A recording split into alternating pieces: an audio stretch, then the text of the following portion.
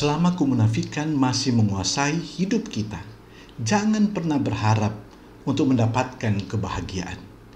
Jadi, bagaimanakah supaya keluarga dapat bahagia? Tonton terus video ini sampai selesai. Jangan di-skip agar kita dapat menemukan jawabannya. Sebelum lanjut videonya, jangan lupa like dan subscribe, dan jangan lupa nyalakan lonceng notifikasinya agar mendapatkan video-video terbaru dari kami. Dan untuk sahabat-sahabat Damar yang merasa terberkati atas video ini, silakan share video ini ke keluarga dan teman lainnya, karena betapa indahnya berbagi kebaikan. Shalom Aleichem, senang bisa menjumpai sahabat keluarga Damar. Doa dan harapan kami, seluruh sahabat keluarga Damar dalam keadaan sehat selalu dan senantiasa dalam perlindungan Tuhan. Sahabat keluarga Damar, saat ini kami mau berbagi untuk kita sekalian tentang keluarga bahagia dan kemunafikan. Keluarga-keluarga Kristen banyak mengalami kesulitan dalam mewujudkan suatu keluarga yang bahagia. Hal ini dikarenakan ada banyak faktor, yaitu adanya virus-virus yang merusak kehidupan dalam berumah tangga atau berkeluarga.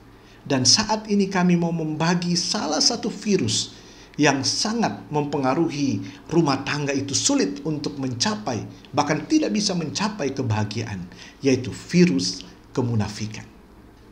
Apa itu kemunafikan? Kemunafikan adalah sikap yang bersandiwara, sikap yang berpura-pura, atau yang bermuka dua. Dan kemunafikan ini, kalau kita miliki, hanya akan merusak kehidupan kita, termasuk kehidupan berkeluarga. Selama kemunafikan ini masih tetap kita miliki, jangan pernah berharap untuk kita bisa bahagia atau keluarga kita bisa bahagia. Itu hal yang tidak mungkin. Apakah orang Kristen masih memiliki sifat kemunafikan ini? Secara jujur saya mau katakan masih banyak. Maka tidak heran kalau kita lihat di gereja, di saat beribadah, saya percaya semua kita menghadap Tuhan dengan begitu kusyuk, dan kita merasa bahwa kita begitu dekat dengan Tuhan, kita menjadi orang-orang yang suci di dalam gereja.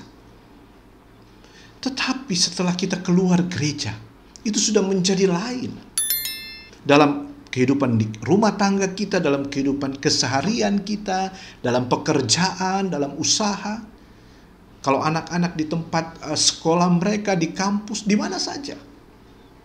Sehingga ada yang katakan begini, orang Kristen itu ada banyak kalau dia hari Minggu menjadi orang-orang yang begitu kudus, seperti malaikat.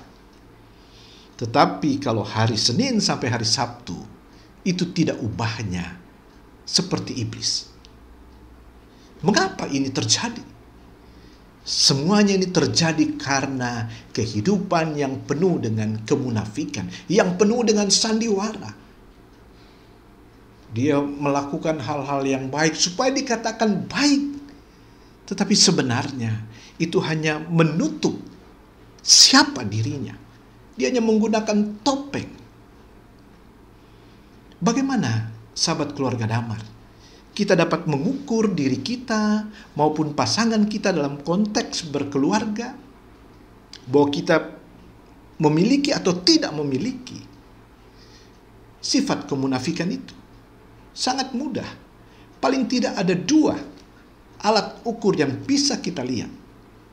Yang pertama, orang yang memiliki sifat kemunafikan atau munafik adalah mereka selalu menyalahkan orang lain. Dan mereka membenarkan diri mereka. Mereka selalu mencari kambing hitam dari setiap persoalan.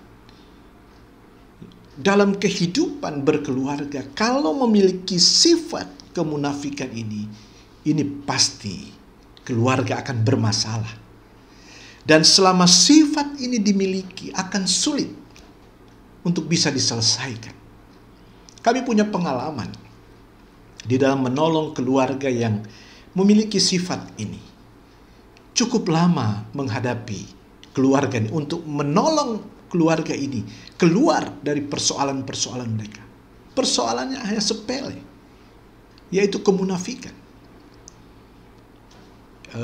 Istrinya seorang majelis, kemudian suaminya dia hanya jemaat biasa. Masalah mereka sampai diketahui oleh majelis dan sebagian jemaat. Ini sangat memalukan. Akhirnya mereka meminta bantuan kami untuk menolong keluarga ini. Setelah kami bertemu dengan mereka, yang pertama berbicara adalah istrinya. Dan dia mulai bicara tentang firman Tuhan. Dia bicara tentang dirinya begitu baik dan suaminya yang salah. Semua suami yang salah. Dan tidak ada sedikit pun pernyataan dari dia bahwa dia salah. Akhirnya saya dan istri bisa melihat, oh ini sumber masalahnya ada di sini. Sumber masalahnya ada pada istri sebenarnya. Karena apa? Karena istri katakan bahwa saya sudah lakukan yang terbaik, semua yang baik itu istri. Kemudian suaminya semua yang buruk tentang suaminya. Tidak ada sedikit pun yang baik. Kalau anak-anak bermasalah karena suami. Saya katakan tadi bahwa untuk menolong orang-orang yang memiliki sifat kemunafikan ini cukup lama, dan memang cukup lama. Tetapi akhir dari cerita ini, keluarga ini bisa akur kembali. Jadi sifat yang pertama, orang yang munafik itu selalu menyalahkan orang lain. Nah, mari kita cek. Saya punya nggak sifat kemunafikan itu? Itu yang pertama. Yang kedua, orang yang memiliki sifat kemunafikan suka menghakimi orang lain. Matius 7 ayat 1-5, di situ Yesus dengan sangat jelas menyampaikan tentang hal kemunafikan. Maka Yesus katakan, keluarkan dulu balok di matamu, baru engkau mengeluarkan selumbar pada mata orang lain. Saudara bisa bayangkan, balok begitu besar, ada di depan matanya, dia tidak lihat. Tapi dia lihat selumbar yang begitu kecil di mata orang. Maka Yesus katakan orang seperti ini adalah orang yang munafik. Dua hal inilah yang bisa menjadi alat ukur kita untuk melihat diri kita.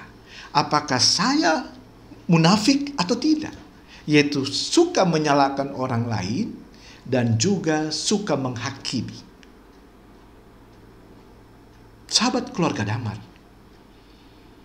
apa yang harus kita lakukan agar kita bisa terbebas dari kemunafikan? Karena dari awal saya sudah katakan bahwa selama kemunafikan itu masih terus kita pegang, masih menjadi bagian di dalam hidup kita, jangan pernah berharap, jangan pernah bermimpi. Bermimpi pun jangan untuk bahagia. Tidak akan mungkin kita bahagia. Sehingga bagaimana caranya untuk kita bisa terbebas dari kemunafikan ini? Yang pertama, sahabat keluarga damar, agar kita bisa terbebas dari sifat kemunafikan ini, yang pertama kita harus sadar terlebih dahulu bahwa Tuhan membenci orang munafik. Itu dulu yang kita harus perhatikan. Kita harus sadar dalam diri kita, Tuhan tidak suka, Tuhan benci dengan kemunafikan. Matius 23 ayat 1-36, itu 8 kali Yesus katakan, celakalah kamu hai orang munafik. Celakalah kamu 8 kali Yesus katakan. Betapa Yesus membenci kemunafikan itu. Dengan kita menyadari bahwa Tuhan tidak suka, Tuhan membenci kemunafikan ini, maka kita akan melepaskan, kita tidak akan menggenggam, kita tidak akan pelihara di dalam diri kita, dalam hidup kita. Karena ternyata Tuhan tidak suka. Pada video sebelumnya saya katakan sumber kebahagiaan itu adalah Tuhan. Nah, kalau kita ingin bahagia dan Tuhan sudah tidak suka dengan sifat kemunafikan kita, tidak mungkin kita bisa bahagia. Maka hal yang pertama ini penting bagi kita. Sadari dulu bahwa Tuhan benci, Tuhan tidak suka kemunafikan. Hal yang kedua, setelah kita sadar bahwa ternyata Tuhan tidak suka, Tuhan benci dengan kemunafikan, maka yang kedua, buanglah kemunafikan itu. 1 Petrus 2 ayat 1 sangat jelas di situ. Buanglah segala macam kemunafikan. Saya lebih suka menggunakan kata yang sering orang tidak suka. Bertobatlah. Tinggalkan kemunafikan itu. Jangan kita lihat orang lain. Jangan kita lihat pasangan kita. Kita lihat diri kita dulu. Jangan-jangan kita yang menjadi troublemaker dalam kehidupan berumah tangga atau dalam kehidupan yang lain. Oleh karena itu, hal yang kedua ini, setelah kita sadar bahwa Tuhan benci, Tuhan jijik, Tuhan tidak suka, Tuhan marah, maka langkah yang kedua, kita harus buang, kita harus bertobat, kita harus tinggalkan sifat kemunafikan itu. Untuk kita bisa bebas dari kemunafikan dan kita mendapatkan kebahagiaan yang Tuhan janjikan. Dan yang ketiga, yang terakhir, setelah kita sadar bahwa Tuhan tidak suka dan kita buang, kita bertobat, maka yang ketiga, marilah kita hidup di dalam kejujuran. Kita buang sifat kemunafikan, mari kita hidup, kita gunakan, kita pakai untuk kita hidup terus jujur. Kita harus katakan dalam diri kita, setelah kita bertobat, kita tinggalkan, maka kita mau hidup di dalam Tuhan, maka kejujuran itu harus kita miliki di dalam hidup kita. Kalau kita sudah hidup jujur, kita sudah hidup jujur kepada Tuhan, kita sudah hidup jujur kepada diri kita, kita sudah jujur kepada sesama, kepada pasangan, kepada keluarga, kepada siapa saja, kita hidup jujur. Kejujuran menjadi yang utama di dalam hidup kita.